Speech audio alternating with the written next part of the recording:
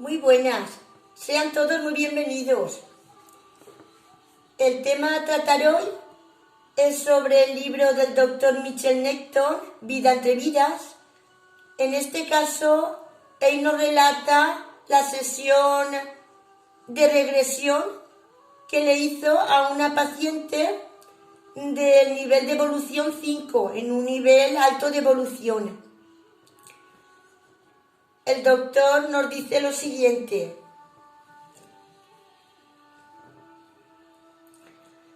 la persona que yo he elegido para representar a las almas del nivel 5 es una mujer de alrededor de 35 años que trabaja para una gran instalación hospitalaria dedicada al tratamiento médico de drogodependientes.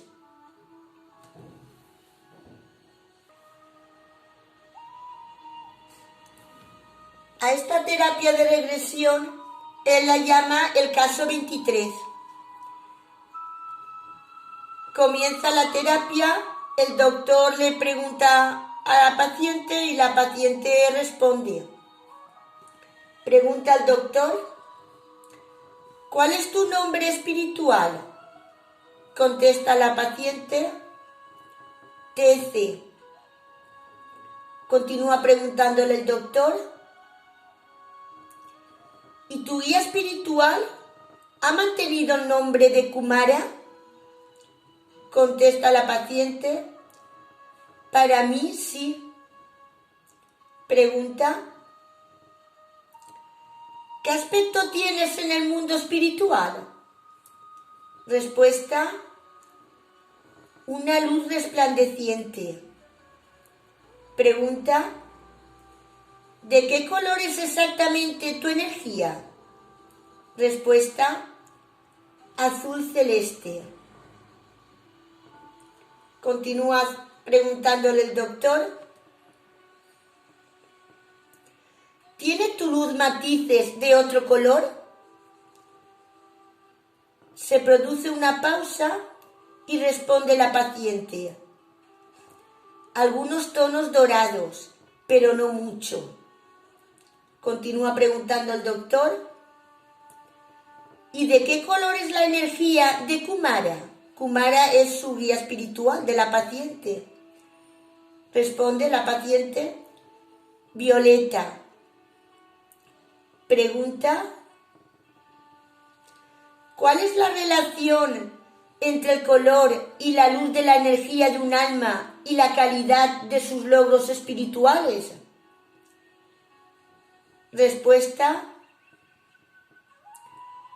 la intensidad del poder mental aumenta en las fases más oscuras de la luz.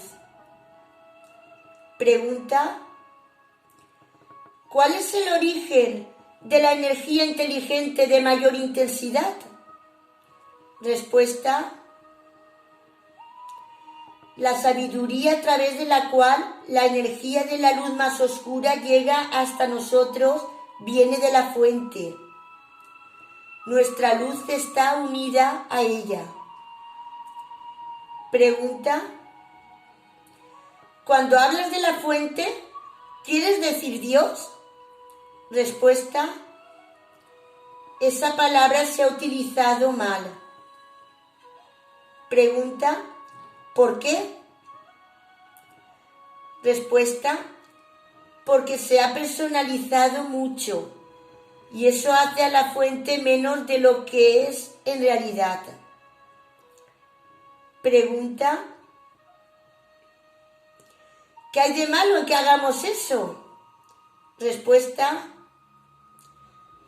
hace que la fuente se considere demasiado humana, aunque todos somos parte de su unidad. Pregunta: TC, quiero que te reflejes en la fuente mientras hablamos de otros aspectos de la vida del alma y del mundo espiritual. Después te haré más preguntas sobre esta unidad. Ahora volvamos a las manifestaciones de la energía de las almas. ¿Por qué hay dos cavidades negras en los espíritus a modo de ojos cuando no se muestran con características humanas? A mí me parece un poco fantasma.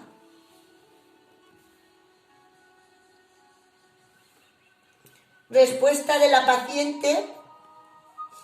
La paciente se ríe y se relaja y responde: por eso surgieron las leyendas de los fantasmas en la tierra, de esos recuerdos. Nuestra masa de energía no es uniforme. Los ojos de los que tú hablas representan una intensidad de pensamiento más concentrada. Continúa preguntándole el doctor. Entonces, si las historias de fantasmas no son tan irreales después de todo, estos ojos negros deben ser extensiones útiles de su energía. Responde la paciente: más que ojos, son ventanas que miran a los cuerpos pasados y a todas las extensiones físicas de nuestra identidad. La negrura es como la concentración de nuestra presencia. Nos comunicamos absorbiendo la energía que emana de esta presencia. Pregunta: cuando regresas al mundo espiritual, ¿tienes contacto energético con otras almas que tengan esta apariencia fantasmal? Respuesta: sí, y la apariencia es cuestión de preferencia personal. Hay multitud de ondas de pensamiento a mi alrededor, conectando con mi energía, pero yo evito tener demasiado contacto. Pregunta: ¿por qué? Respuesta: porque no es necesario que yo tenga ataduras aquí. Pasaré un tiempo sola, contemplando y analizando los errores de mi última reencarnación antes de hablar con Kumara. Nota del doctor: este comentario es típico de las almas avanzadas que regresan al mundo espiritual, y lo mencionamos anteriormente en el caso 9. No obstante, esta alma está tan avanzada que no tendrá una conversación con su guía hasta mucho después y cuando ella lo pida. Después de esta pequeña nota del doctor, continúa el doctor interrogando a la paciente. Le dice el doctor: quizás deberíamos hablar de otras almas durante unos minutos. ¿Se sigue reencarnando Kumara en la tierra? Recordar que Kumara es la guía espiritual de esta paciente. Responde la paciente: no. Continúa interrogando el doctor. ¿Conoces a otros como Kumara que estuvieron aquí durante las primeras etapas de la tierra y ya no vuelven a reencarnar? Responde la paciente. Responde con una cierta cautela, dice el doctor, y contesta: unos cuantos, sí. La mayoría llegaron a la tierra muy pronto y ya no regresarán cuando yo llegue.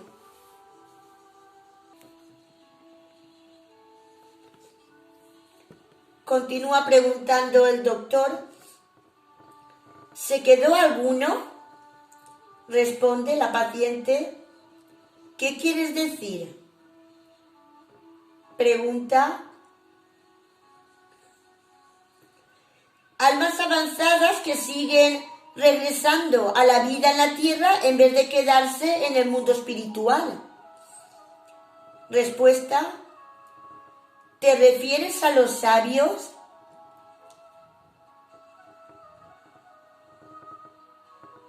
Pregunta. Sí, a los sabios. Háblame de ellos.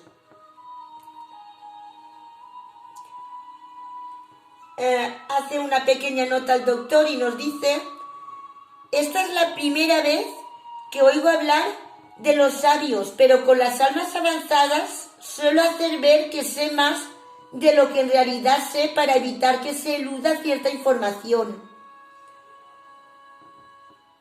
Bueno, y responde la paciente con admiración: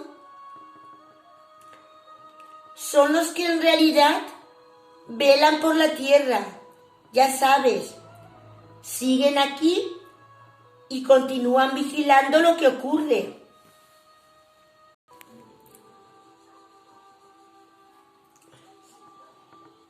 Pregunta al doctor: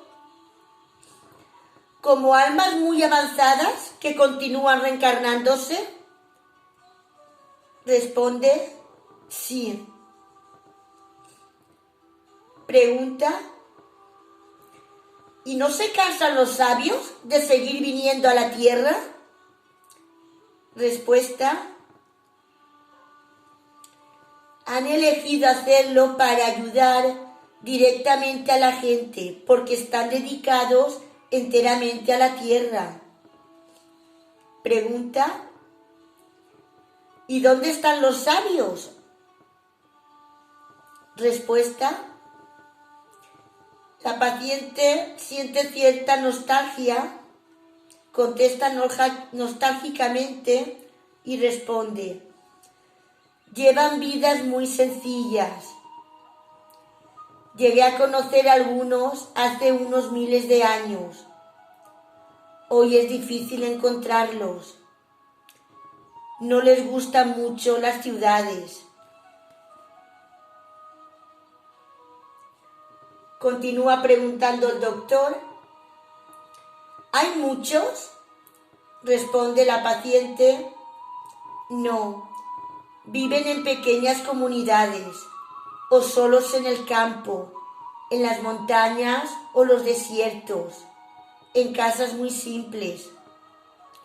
Algunos también van de un lugar a otro. Pregunta al doctor: ¿cómo se les reconoce? La paciente suspira y responde: la mayoría de la gente no los conoce. En la antigüedad se les conocía como los oráculos de la verdad. Pregunta al doctor: aunque suene pragmático, ¿no serían más útiles estas almas tan antiguas y tan desarrolladas en posiciones de liderazgo internacional en vez de ser eremitas? Responde: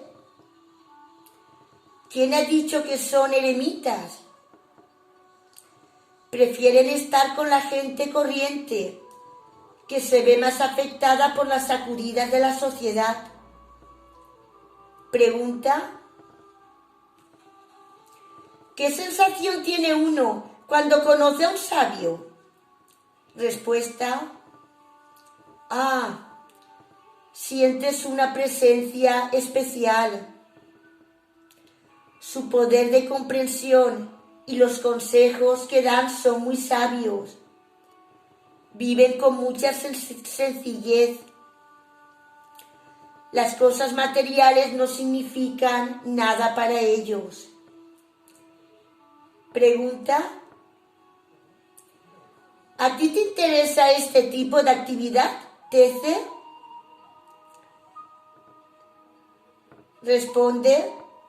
Respuesta: hace una mueca y responde: no.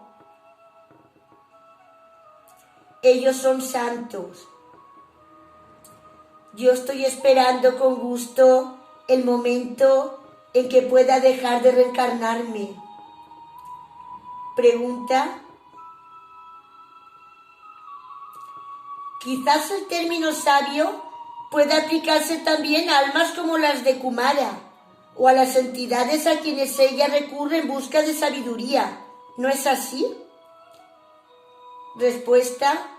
Se produce una pausa y responde: no, ellos son diferentes. Están más allá de los sabios. A ellos se les llama los ancianos. Nota del doctor. Yo sitúo a estas entidades de que ha hablado mi paciente más allá del nivel 6. Y continúa interrogando el doctor a la paciente y le pregunta: ¿son muchos los ancianos que trabajan con las almas del nivel de la de Kamura o incluso más avanzadas? Responde la paciente: no creo, en comparación con el resto de nosotros, pero sentimos su influencia. Pregunta al doctor: ¿qué se siente en su presencia? La paciente se queda pensativa y responde: un poder muy concentrado de iluminación y de guía. Pregunta: ¿podrían los ancianos ser representaciones de la fuente misma? Responde la paciente: yo no soy quien para decirlo, pero no creo. Deben estar muy cerca de la fuente.